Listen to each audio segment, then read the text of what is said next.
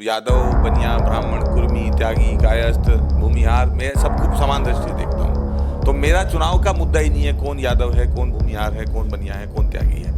मैं चुनाव लड़ूंगा सिर्फ इस मुद्दे पे कि आजमगढ़ की जनता तय करे कि संकट मोचन बनारस के बम धमाकों के आरोपियों को जेल से निकालने की कोशिश करने वाले, रामपुर सीआरपीएफ कैंप के हमलावरों को, आतंकवादियों को जेल से छुड़ाने की कोशिश करने वाले अखिलेश यादव का साथ देना है या आतंकवादियों को ललकारने वालों का साथ देना है।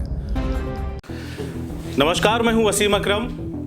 इस वक्त मेरे साथ मौजूद हैं उत्तर प्रदेश नवनिर्माण सेना के राष्ट्रीय अध्यक्ष अमित जानी मौजूद हैं। स्वागत है आपका सर। जी धन्यवाद। आगे बढ़ूं उससे पहले आपको बता दूं कि आजकल अमित जानी आजमगढ़ में मौजूद हैं और जब से अखिलेश यादव ने चुनाव लड़ने का फैसला किया है उसके बाद से भारतीय जनता पार्टी ने जब दिनेश लाल यादव निरहुआ को यहां से टिकट दिया, अचानक से अमित जानी आजमगढ़ की राजनीति में उनका उदय हुआ, उनका प्रवेश हुआ और कल ही उन्होंने प्रेस कॉन्फ्रेंस किए हैं और उस प्रेस कॉन्फ्रेंस में उन्होंने अखिलेश यादव पर एक से एक गंभीर आरोप लगाए हैं। तो देर न करते हुए सीधा अमित जानी से बात करेंगे और उन्हीं से जानते हैं कि जो उन्होंने आरोप लगाए हैं उसमें कितनी सत्यता है और अचानक उनका आजमगढ़ की राजनीति में प्रवेश, इसके पीछे क्या मायने हैं। देखिए अखिलेश यादव जी, सबसे पहले आप बताएं कि आजमगढ़ में आप कैसे। आजमगढ़ में मैं इसलिए आया हूँ क्योंकि समाजवादी पार्टी के जो नए नवेले राष्ट्रीय अध्यक्ष हैं अखिलेश यादव जी, उन्होंने आजमगढ़ पे खुद का टिकट डिक्लेयर किया है। और ये टिकट इसलिए नहीं डिक्लेयर किया है कि उन्होंने कोई पर्ची डाली थी और उसमें आजमगढ़ का नाम निकल आया। वो टिकट उन्होंने इसलिए डिक्लेयर किया है क्योंकि मुलायम सिंह यादव जी जो उनके पिता हैं वो यहाँ के सांसद रहे और मुलायम सिंह यादव जी के वारिस के तौर पे उन्होंने स्वयं को रखते हुए अपना नाम का ऐलान किया। तो मेरा प्रश्न ये है आजमगढ़ के लोगों से कि जब मुलायम सिंह यादव जी का उन्होंने सम्मान ही नहीं किया, मुलायम सिंह यादव जी को राष्ट्रीय अध्यक्ष पद से अपदस्थ करते हुए जिस प्रकार से अखिलेश यादव जी की टीम के द्वारा मुलायम सिंह यादव जी के फोटो पाड़े गए, उनकी नाम पट्टिका की जो बेइज्जती की गई, ये कब हुआ आपके हिसाब से? समाजवादी पार्टी दफ्तर पे जब कब्जा लेने के लिए अखिलेश यादव जी के कार्यकर्ता पहुंचे, उनके समर्थक पहुंचे विधानसभा चुनाव से पहले, तो वहां मुलायम सिंह यादव जी के विषय में अनर्गल टिप्पणियां, गाली गलौज की जा रही थी। वहां नेताजी के खिलाफ नारे लगाए जा रहे थे, मुर्दाबाद के नारे लगाए जा रहे थे और जो नेताजी के पोस्टर और फोटो लगे थे समाजवादी पार्टी कार्यालय में, उनको पैरों तले रौंदा गया, चला गया, उनको फाड़ा गया। और जो श्री मुलायम सिंह यादव राष्ट्रीय अध्यक्ष की नाम पट्टिका लगी थी समाजवादी पार्टी के दफ्तर पे, उसको जबरन तोड़ के सड़क पे फेंक दिया गया। तो जब नेताजी का सम्मान ही नहीं किया तो फिर किस बात के वारिस हैं वो आजमगढ़ में, क्यों चुनाव लड़ना चाहते हैं? लोगों ने ऐसा कहा है कि जब मुलायम सिंह यादव ने पार्टी का गठन किया उसके बाद उन्होंने पहला विस्तार आजमगढ़ में आके दिया। आजमगढ़ में 10 विधानसभाएं हैं। आजमगढ़ में उन्होंने आकर के यहाँ पे पार्टी का पहला बड़ा कार्यक्रम किया था। तो अखिलेश यादव अगर उन्हीं के पदचिन्हों पे चल रहे हैं, जैसे कि नेताजी का अक्सर एक कथन आता था कि अगर मैनपुरी मेरा दिल है तो आजमगढ़ धड़कन, तो आपको समस्या क्या है? नहीं, अखिलेश जी जो हैं वो नेताजी की कौन सी बात फॉलो कर रहे हैं? नेताजी ने कहा कि शिवपाल यादव जी का अपमान करो। नेताजी के दिल की जहां तक बात है तो नेताजी ने एक प्रेस कॉन्फ्रेंस में कहा था, शायद पूरे देश ने सुना था, कि अमर सिंह मेरे दिल में है, दल में नहीं है। अमर सिंह मेरे दल में नहीं है, मेरे दिल में है। और बाद में नेताजी ने उनको दल में भी लिया और राज्यसभा में भी। तो अगर नेताजी के दिल की बात सुनने का इतना ही सलीका अखिलेश यादव जी के पास होता तो जिनको नेताजी ने कहा कि अगर ये ना होते मैं जेल चला जाता, और ये मेरे दिल में, उनको दलाल कहते। विवाद तो अक्सर राजनीतिक परिवारों में होता रहा है। शिवसेना में भी हुआ। राज ठाकरे सही तरीके से शिवसेना के असली उत्तराधिकारी हैं, जिनसे प्रेरित होकर लगभग आपने उन्हें जैसा नाम लिया। उसके बाद भी उद्धव ठाकरे को अगर बाल ठाकरे ने पुत्र मोह में अपनी पार्टी का राष्ट्रीय अध्यक्ष बना दिया तो मुलायम सिंह ने कौन सा गलत किया? देखिए, परिवार में जो कलेश होता है, मैं मानता हूँ सब परिवारों में होता है, लेकिन जब आप उद्धव ठाकरे और राज ठाकरे की बात करते हैं तो राज ठाकरे जी ने पार्टी छोड़ी।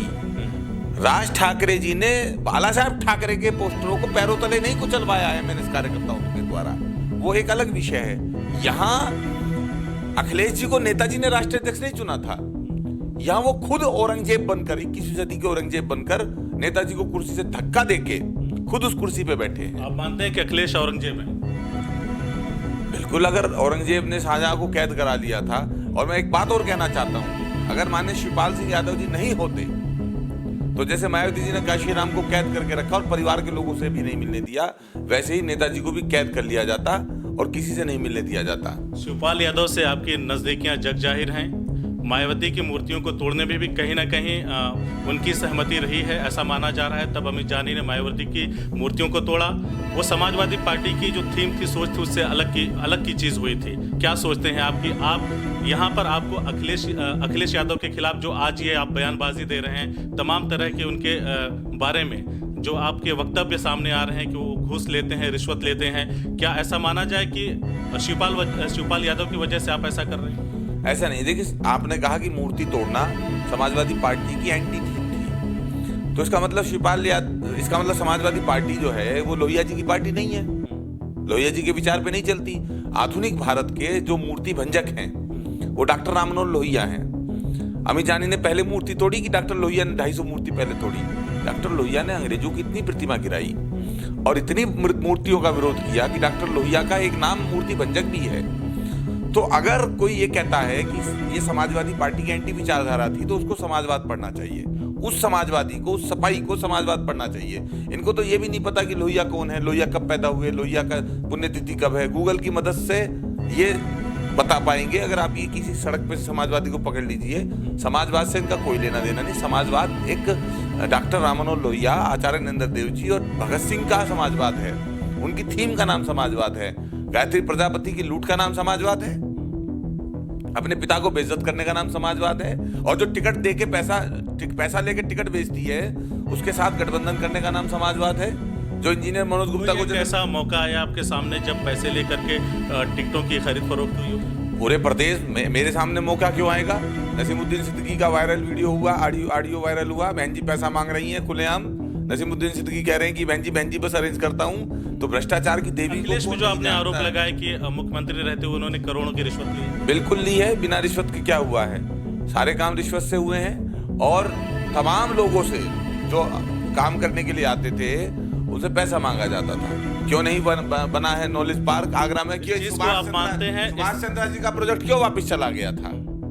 इस चीज को आप मानते हैं कि आप शिवपाल यादव के करीबी हैं? मैं तो उनका बेटा हूँ। आप उनके बेटे हैं? बिल्कुल, मैं उनको पिता मानता हूं। मुख्यमंत्री योगी आदित्यनाथ ने मायावती का बंगला शिवपाल जी को अलॉट कर दिया। उन्होंने जब से अपनी अलग पार्टी बनाई, अचानक से जब भारतीय जनता पार्टी ने दिनेश लाल यादव निरहुआ का टिकट अनाउंस किया कि आप अखिलेश के खिलाफ ये चुनाव लड़ेंगे, फिर आपको वहां से भेजा गया या आप खुद चल के आए।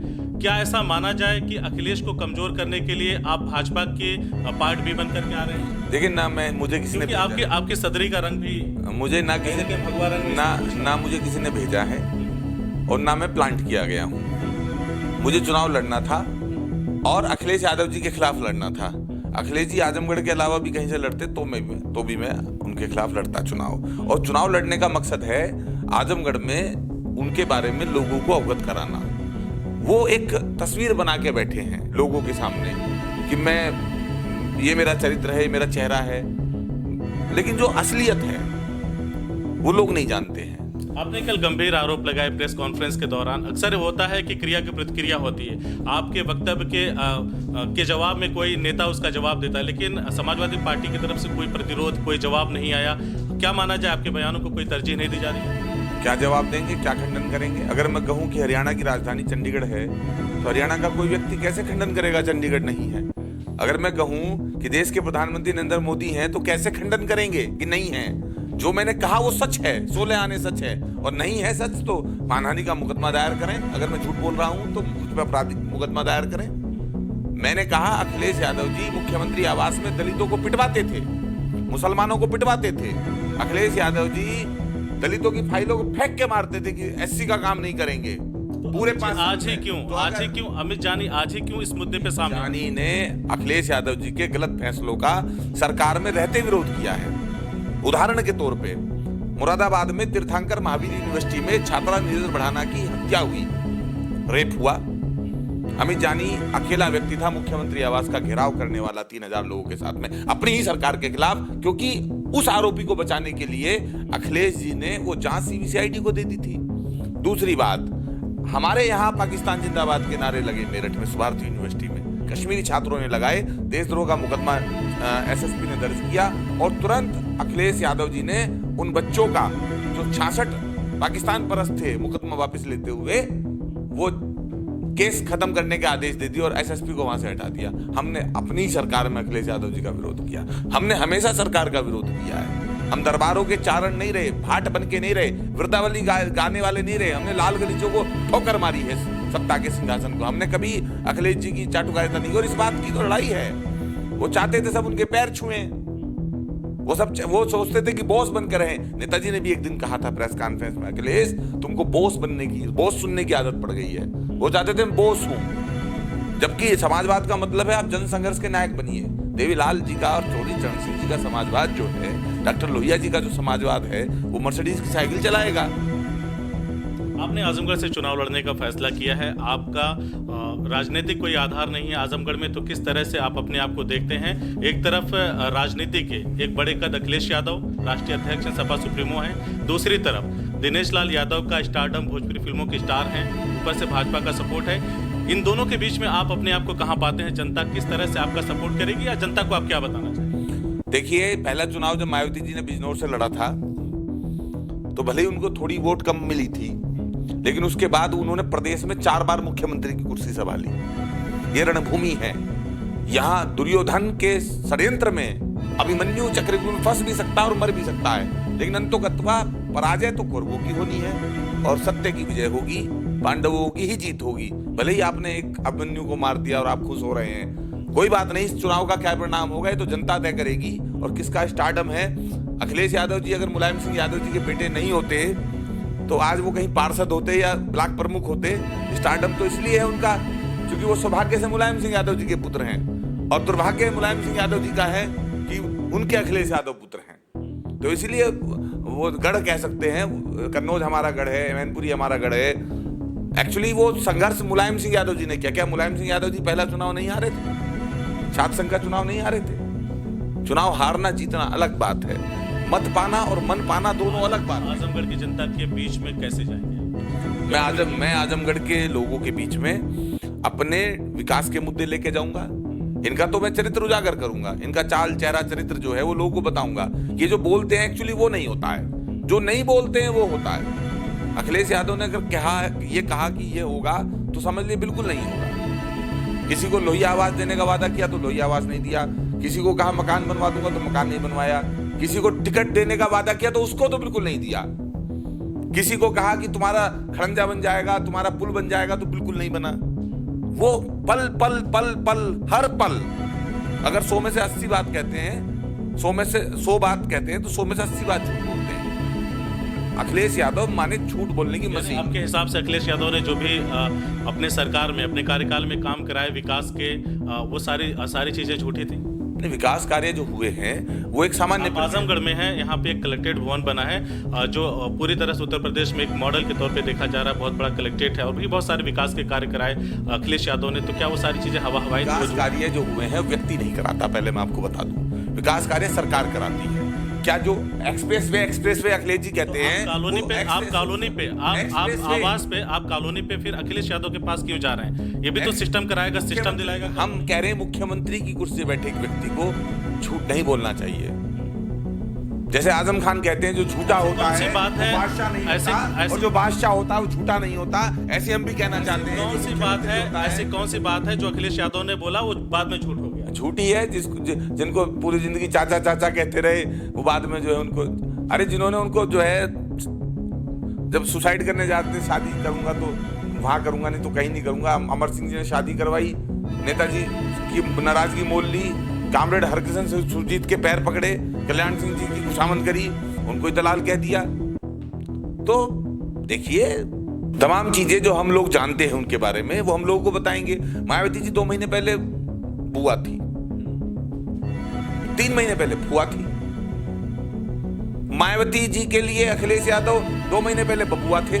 यानी कि सपा और बसपा के गठबंधन से में सारी समस्या आपको ये है कि वो मायावती के साथ गठबंधन कर लिए हैं। आपने मायावती के द्वारा बनाई गई मूर्तियों को तोड़ा। क्या इस वजह से नाराजगी है कि बाद में आज 2019 में अखिलेश ने मायावती का साथ पकड़ लिया, ये नाराजगी है?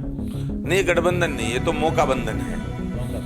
अखिलेश यादव जी की अपनी कंपनी है, मायावती जी की अपनी कंपनी है, दोनों भ्रष्टाचारी हैं, दोनों लुटेरे हैं और दोनों ने अब मिलके एक MOU साइन कर लिया है। मिले सुर मेरा तुम्हारा तो सुर बने हमारा। अब अलग अलग नहीं, मिलके लूटेंगे। मायावती जी ने जो 12 लाख मुकदमे SC/ST एक्ट के दर्ज करवाए थे उत्तर प्रदेश में, उनमें 80% तो यादवों के खिलाफ दर्ज हुए थे। तो जो ऊपर गठबंधन हो गया है लालच में, डर की वजह से हो गया किसी सरकार की, वो नीचे नहीं हुआ है। ये केमिस्ट्री नीचे मैच नहीं करती है। एक दूसरे कार्यकर्ताओं के साथ में BSP और सपा के लोग अभी जो है ठीक से सामंजस्य स्थापित नहीं किए, तालमेल नहीं बिठाए हैं, तो इस गठबंधन का तो उन्हें नुकसान ही होगा। और अगर ये गठबंधन अखिलेश यादव जी की कामयाबी है या उनकी अच्छाई है या उनका समाजवाद है, तो फिर अब ये मान लिया जाए कि नोटों की माला पहनना समाजवाद है, इंजीनियर मनोज गुप्ता की हत्या कराना समाजवाद है। जिनके खिलाफ लड़ाई लड़के वो सत्ता में आए 5 साल, उन्हीं को अगर आज वो बुआ बुआ बुआ बुआ कह के जो है ललायित होके उनके पास उनसे मिलने पार्क तक में पहुंच जा रहे हैं। घर तो छोड़ो, पार्क तक में पता चल गया बुआ जी हैं तो पार्क में ही पहुंच गए बिना बुलाए, तो फिर ये समाजवाद नहीं है, ये अवसरवाद है।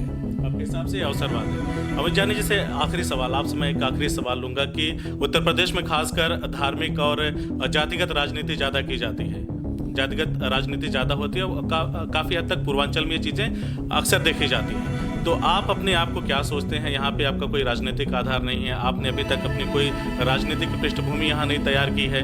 किस तरह से जातिगत और धार्मिक फैक्टर में या जो यहाँ पे अगड़ा पिछड़ा सवर्ण ये सारे फैक्टर काम करते हैं, उसमें आप अपने आप को कहाँ पाते हैं? देश अब अगड़ा पिछड़ा सवर्ण अवर्ण के जंजाल से बाहर निकलने के लिए तैयार है। आजमगढ़ इस देश से बाहर नहीं है। पूरे देश में जो अगड़ा पिछड़ा अवर्ण सवर्ण की राजनीति होती मेरी बात इसलिए है क्योंकि जब अखिलेश यादव आए तो ये कहा गया कि अब उनको कोई यादव ही टक्कर दे सकता है। बात आई रमाकांत यादव की, फिर बात अचानक से दिनेश लाल यादव पे जाकर के रुक गई, इसलिए मैंने पूछा। देखिए, मेरी नज़र में ना यादव, बनिया, ब्राह्मण, कुर्मी, त्यागी, कायस्थ, भूमिहार, मैं सबको समान दृष्टि देखता हूँ। तो मेरा चुनाव का मुद्दा ही नहीं है कौन यादव है, कौन भूमिहार है, कौन बनिया है, कौन त्यागी है। मैं चुनाव लड़ूंगा सिर्फ इस मुद्दे पे कि आजमगढ़ की जनता तय करे कि संकट मोचन बनारस के बम धमाकों के आरोपियों को जेल से निकालने की कोशिश करने वाले, रामपुर CRPF कैंप के हमलावरों को, आतंकवादियों को जेल से छुड़ाने की कोशिश करने वाले अखिलेश यादव का साथ देना है या आतंकवादियों को ललकारने वालों का साथ देना है। अखिलेश यादव आतंकगढ़ बनाना चाहते हैं आजमगढ़ को। बटाला हाउस कांड पे रो रहे थे साहब क्योंकि वहां आतंकवादी मारे गए थे, और पुलवामा वाले अटैक पे कहते हैं कि सरकार की साजिश है। वो सरकार, अखिलेश ने कहा ये हमारी सेना की कामयाबी है जब बालाकोट में घुस के मारा। अखिलेश ने कोई ऐसे सवाल नहीं उठाए सर्जिकल स्ट्राइक। तो राष्ट्रीय महामंत्री को क्यों नहीं निष्कासित करके रामगोपाल जी को पार्टी से बाहर का रास्ता दिखाते हैं, जो सेना के शौर्य पे और सेना की शहादत पे जो है सवाल या निशान लगा रहे हैं। अखिलेश जी ने कहने के लिए अपने लोग रखे हुए हैं। चाचा को भी गाली खुद थोड़ी देते हैं, सुनील साजन से दिलवाते हैं, पवन पांडे से दिलवाते हैं। अखिलेश जी ने जो है लोग रखे हुए हैं, गुंडे पाले हुए हैं। रामगोपाल यादव ने जो कहा था वो आंकड़ों के कंफ्यूजन में कहा था कि योगी जी 250 बताते हैं, अमित शाह 350 बताते हैं, और फिर जाके कोई 400 बताता है। SSI अहलुवालिया कहते हैं कोई नहीं मारा साहब। उसके बाद रामगोपाल का ये बयान आया कि स्पष्ट करें कि आखिर कितने मारे। बालाकोट की बात ही नहीं है, बालाकोट पे सवाल हो सकता है, बात पुलवामा की है। रामगोपाल जी ने कहा कि पुलवामा का हमला ही इसलिए कराया गया सरकार द्वारा क्योंकि उनको सहानुभूति चाहिए थी। हम बालाकोट की बात नहीं कर रहे हैं, उसका जवाब तो पाकिस्तान के आधिकारिक मंत्रालय के लोग देंगे। हमारी सेना वहां गई, ये सच है, ये हमारी सेना बताएगी कि वहां गई कि नहीं गई, और सेना ने स्पष्ट कर दिया कि वो वहां गए थे। उन्होंने वहां पे जो है बम गिराया 1000 किलो का और वहां से वापस लौट आए। वो तो पाकिस्तान बताएगा वहां कितने लोग मरे हैं। अच्छा, इनको कैसे पता है? चलो, योगी जी को नहीं पता 400 मरे हैं, मोदी जी को नहीं पता, इनको कैसे पता? इनकी खाला है वहां, इनके लोग हैं, इनके एजेंट हैं, पाकिस्तान से टच में है अखिलेश यादव। इनको कैसे मालूम है कि वहां इतने लोग मरे, इतने नहीं मरे? यानी कि हिंदुस्तान की सरकार आधिकारिक रूप से बयान नहीं दे रही है। मोदी जी भाषण में कह रहे हैं कि वहां लोग मरे हैं, 300 मरे हैं, 250 मरे हैं, तो आपको कैसे पता? कंफ्यूजन तो भाजपा ने ही क्रिएट किया। लेकिन सवाल तो सर पुलवामा अटैक पे है। पुलवामा का जो हमला हुआ उस पर कहा रामगोपाल जी ने कि वो साजिश थी। साजिश के लिए कोई मरवाता है, पॉलिटिकल माइलेज के लिए कोई अपने सैनिकों को मरवाता है, इस बात को पे कोई एतबार करेगा? पॉलिटिकल माइलेज के लिए आपने मुजफ्फरनगर दंगा कराया था, आपकी सरकार थी। पॉलिटिकल माइलेज के लिए मायावती जी ने संकट मोचन पे बम फटवाया था। ये जितने दंगे और हमले देश में हुए हैं, इनकी सबको निंदा करनी चाहिए। लेकिन ये समाजवादी, तथाकथित समाजवादी रामगोपाल यादव जैसे भ्रष्टाचारी, जिनके बेटे जो है यादव सिंह के साथ में इन्वॉल्व हैं घोटाले में, प्रदेश के सबसे बड़े घोटाले में, ये उसमें भी जो है राजनीति ढूंढ लेते हैं। तो जनता अब की बार इनको घर का रास्ता दिखाएगी। और इस महागठबंधन, महाठगबंधन, महामिलावटी जो लूट का इन्होंने नया तरीका निकाला है, जनता भी जान रही है कि ये जो है एकदम से दो नदी के किनारे कैसे मिलने लगे हैं, कहां से ये प्यार जगा है। आजमगढ़ की जनता को कैसे बताएंगे, जैसे जो आपके मन में भड़ास आप निकाल रहे हैं, जो खटास है वो किस तरह से जनता को बताएंगे? जनसभाओं में जाएंगे, रैलियां करेंगे, जुलूस निकालेंगे, नुक्कड़ सभाएं करेंगे, गांव-गांव, गली-गली चौपाल लगाएंगे। पूरा हमारे पास 37 दिन का समय है। इन 37 दिन में हम प्रत्येक गांव और प्रत्येक मोहल्ले तक पहुंचने का काम करेंगे। समय कम होगा तो हेलीकॉप्टर जाएंगे, लेकिन पूरे आजमगढ़ में तंबू लगा के हम लोग अपने विचारों को लोगों के सामने रखेंगे। इस बीच में अगर ये लोग हमें रोकने की कोशिश करेंगे तो भी हम रुकने वाले नहीं हैं। तो ये थे अमित जानी जी, जिन्होंने आजमगढ़ में ताल ठोक दी है अखिलेश यादव और दिनेश लाल यादव निरहुआ के बीच में। और तीसरे कैंडिडेट हैं जो पूरी पावर से, पूरी शक्ति के साथ अपना प्रदर्शन करेंगे इस चुनाव में। उन्होंने कहा कि 37 दिन बाकी है, इस 37 दिन में हम कुछ ऐसा करेंगे जिससे दूध का दूध और पानी का पानी हो जाए। ऐसे ही तमाम लोगों से हम आपको मिलाते रहेंगे और उनकी बातें आप तक पहुंचाने का काम करते रहेंगे। अमित जी, हमसे बात करने के लिए बहुत बहुत शुक्रिया। अगर आपको हमारी खबर अच्छी लगी तो खबर को लाइक करें, शेयर करें और चैनल को सब्सक्राइब जरूर करें। साथ ही स्क्रीन पर दिख रही घंटी को दबाएं ताकि आप तक हमारी सभी खबरों के नोटिफिकेशन पहुंचते रहें।